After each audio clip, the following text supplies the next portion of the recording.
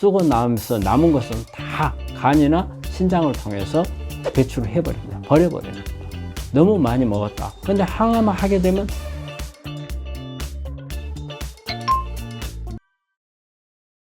우리 암 환자한테 고단백 식사 이 부분이 우리 환자분들이 상당히 관심이 많을 거예요. 우리가 항암을 하게 되면 우리가 잘 먹으라는 이야기를 하거든요. 근데 잘 먹으라는 이야기를 하는데 되게 잘 먹는다는 게 우리 환자분들이 항암하는데 잘 못 먹잖아요. 못 먹으니까 어떻게 해서든지 많이 먹어라 이제 이런 의미로 말하는데 그때 그럼 어느 것을 잘 먹어야 되느냐 할 때가 이제 고단백 이야기를 하는 거죠.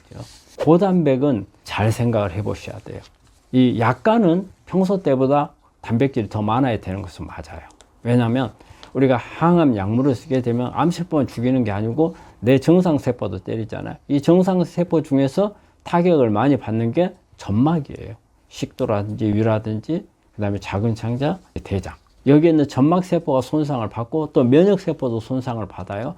그럼 빨리 이런 세포들을 재생을 해야 하잖아요. 재생을 해야 되기 때문에 단백질이 좀 더 많이 필요는 하죠.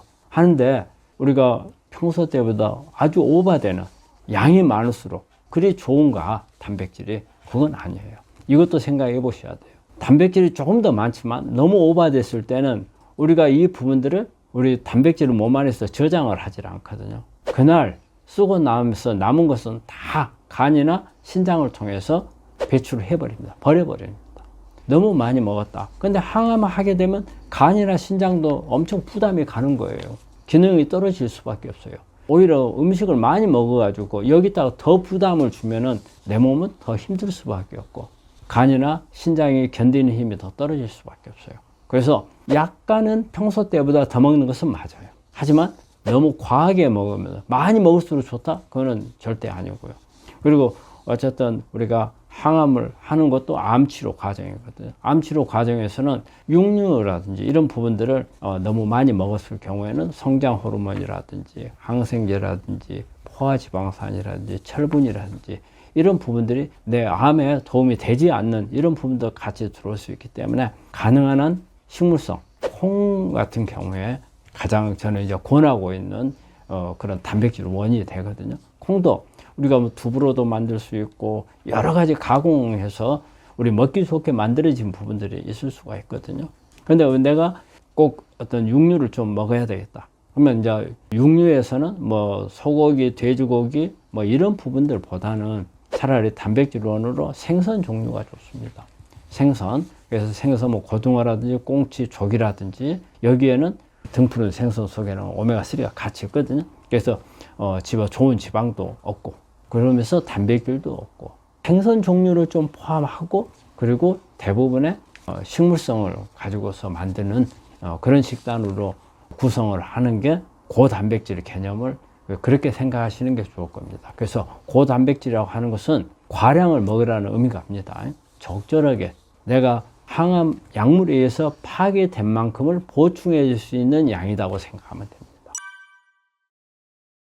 간암인데 도가니탕을 먹어도 될까요? 이 도가니탕은 사실은 이게 이제 콜라겐 성분을 먹기 위해서 이제 도가니탕을 먹는 겁니다. 되게 이제 우리 동물이 가지고 있는 연골이죠, 연골. 연골을 먹는 건데 이게 콜라겐이 많아요. 그래서 도움은 되는데 이게 이제 콜라겐이 제일 많이 이제 우리가 암 환자한테 권하는 게 상어 연골을 가지고 만든 것을 암 환자들이 많이 먹죠. 그리고 치료 효과가 있다고 보고 원래 상어가 이렇게 암이 없어요.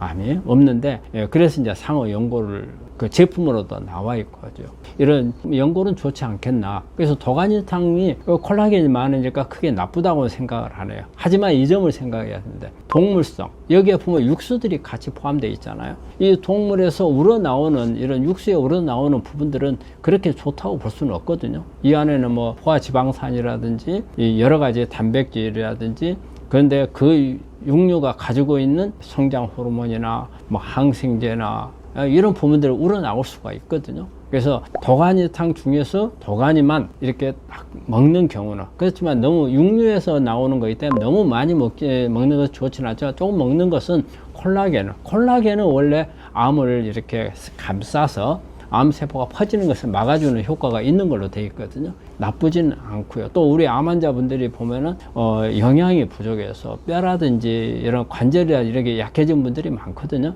그래서 그런 부분들을 좀 도와줄 수 있는 효과는 있어요. 하지만 같이 들어가는 육수 문제가 있기 때문에 너무 많이 드시는 것은 아닌 것 같고요.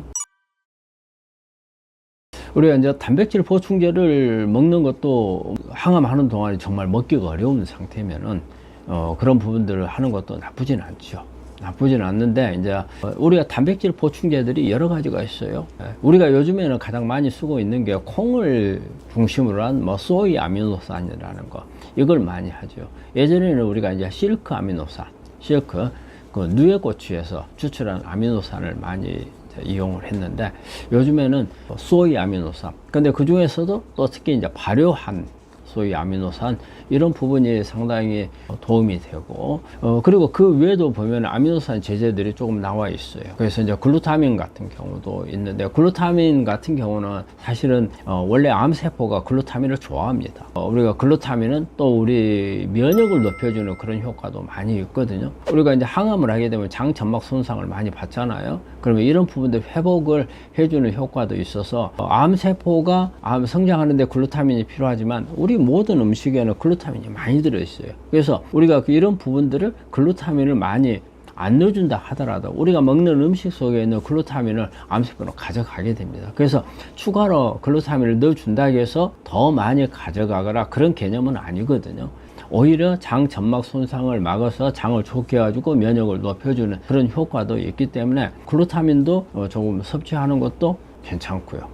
그래서 아니면 이제 우리가 보조제를 먹기에 앞서서 우리가 약간의 어떤 좀 가공을 한다거나 조리하는 방법을 통해서 단백질을 조금 더 높일 수 있는 방법들은 생선이라든지 이런 부분들을 가지고 환자가 먹기 좋게끔 조리를 하는 것도 도움이 되겠고, 꼭 그런 부분들이 다 안 될 때는 이런 보조제를 써야 되고, 또 아니면 우리가 주사제를 이용을 해서 수액제를 통해서 아미노산을 또 보충하는 이런 방법들이 있거든요. 그래서 다양한 방법들이 있습니다. 그래서 내가 먹지를 못하면은 수액제라도 이용을 하셔야 되고, 어쨌든 암 치료하는 동안에는 충분한 영양소 공급, 균형에 맞춰진 영양소 공급이 되어야 항암을 잘 견딜 수가 있고, 또 이러이러한 부작용들을 우리가 잘 이겨나갈 수가 있습니다. 저는 제일 고단백 식품은 콩이에요. 콩은 사실 육고기하고 비교를 해서 단백질이 100g 기준으로 해볼게요. 100g 기준에 소고기는 21g의 단백질이에요. 근데 콩은 26g이에요. 훨씬 많거든요. 그렇기 때문에 고단백은 콩이 가장 좋은데, 우리 환자분들이 고기를 먹으면 든든한 느낌이 들고 콩을 먹으면 어딘가 허전한 느낌이 들거든요. 그래서 느낌상으로는 콩을 먹으면 뭔가가 단백질이 부족한 기분이 들어요. 고기를 먹으면 뭔가가 제대로 먹고, 아, 내가 좀 오늘 음식을 좀 맛있게 잘 먹었다, 이런 표현을 할 수가 있는데, 여기에는 이런 게 있어요.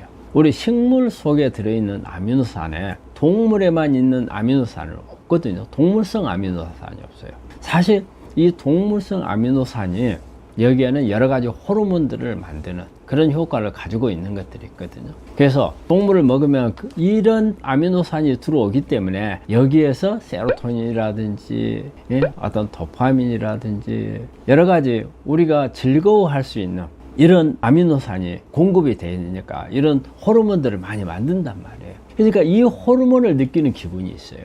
근데 식물성에는 그런 기분이 별로 없어요. 그렇지만은 우리가 암 환자가 음식으로 먹을 때 이런 동물성에는 우리가 좋을 수 있는 호르몬을 만들 수 있는 부분이 있지만 그 외로 오히려 도움이 안 되는 부분들을 많이 가지고 있단 말이에요. 성장 호르몬이 있다든지 아니면은 항생제가 들어있다든지, 그 다음에 철분이 들어있다든지, 여러 가지 포화지방산이 많다든지, 이런 문제들이 같이 결부가 되어 있거든요.